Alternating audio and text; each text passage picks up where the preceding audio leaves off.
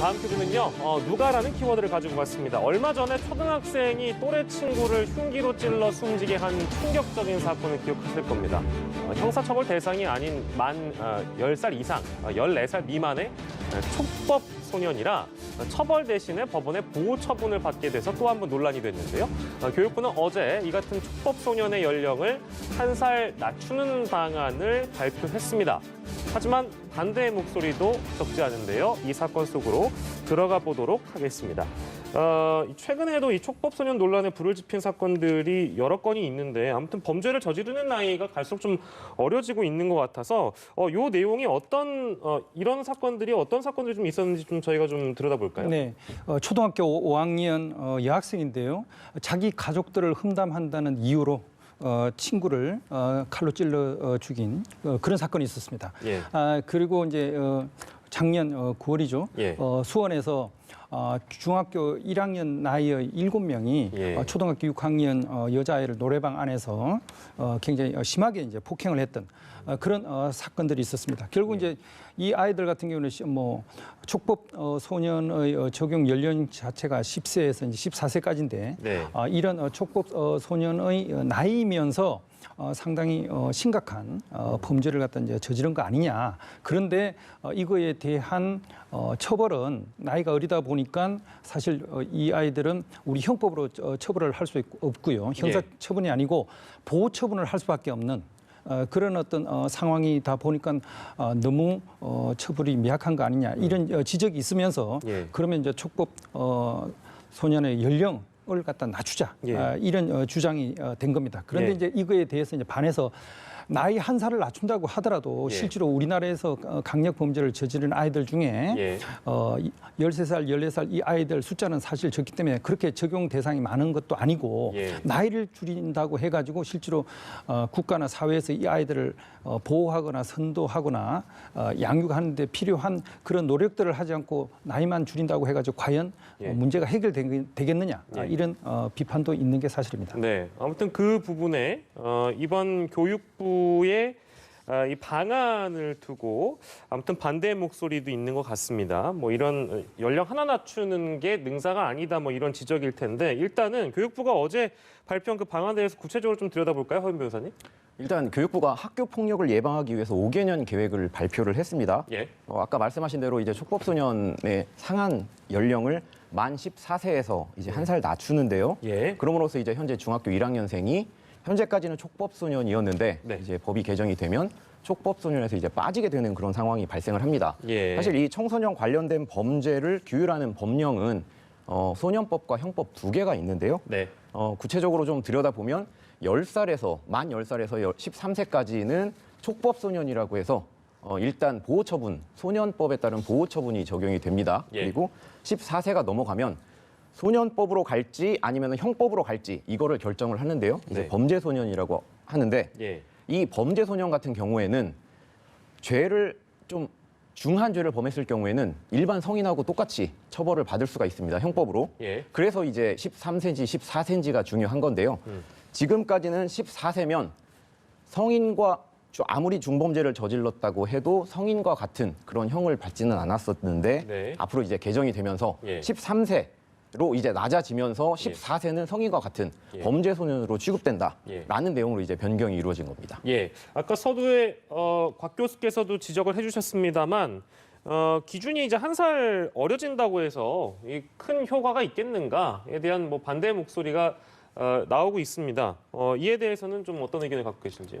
우선 지금 현재 14세에서 이제 13세로 촉법소년 적용 연령을 낮춰야 된다라고 이제 하시는 분들은 최근에 이제 청소년 범죄가 상당히 뭐 흉포화되고 심각화되면서 보면 이 아이들이 실제로 덩치라든지 여러 가지 이제 성숙도 이런 것들이 예전보다는 굉장히 빨라지고 덩치가 커졌다.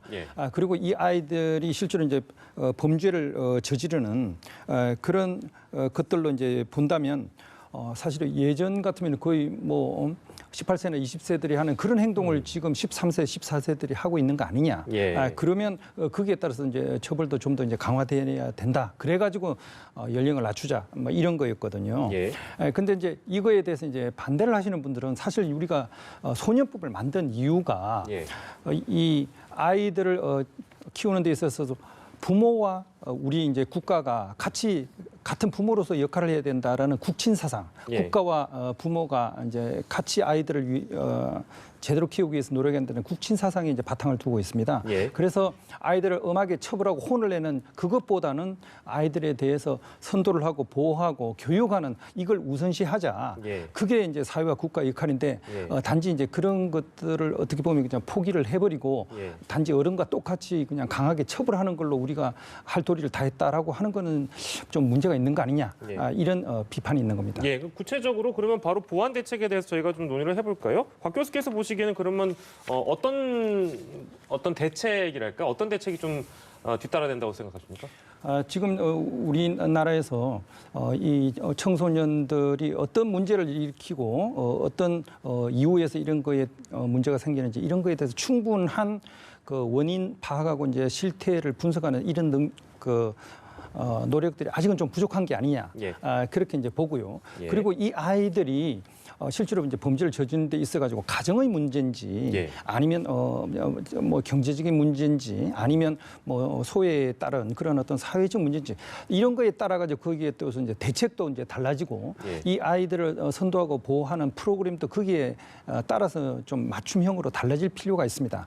그런데 우리나라는 이런 다양한 원인들에 대해서 실제로 이 아이들을 변화시키기 위한 그런 어떤 선도 프로그램, 교육 프로그램들이 충분히 마련되어 있지 않고요. 예. 그리고 굉장히 많은 정부 부처와 이제 다양한 기관들이 청소년 문제에 대해서 뭐 여러 가지 해결 방안을 내놓고 있지만 예. 실제로 이것들이 종합적으로 어떤 하나의 큰 방향을 향해서 결국 이 아이들을 올바른 우리 사회의 한 구성원으로서 만들어내는 예. 그런 방향을 향해서 좀 종합적으로 컨트롤 타워 같은 그런 역할을 하는 게 좀 부족하지 않나. 예. 그래서 이제 그런 어떤 시스템도 좀 갖추는 게 필요하다고 생각합니다. 예.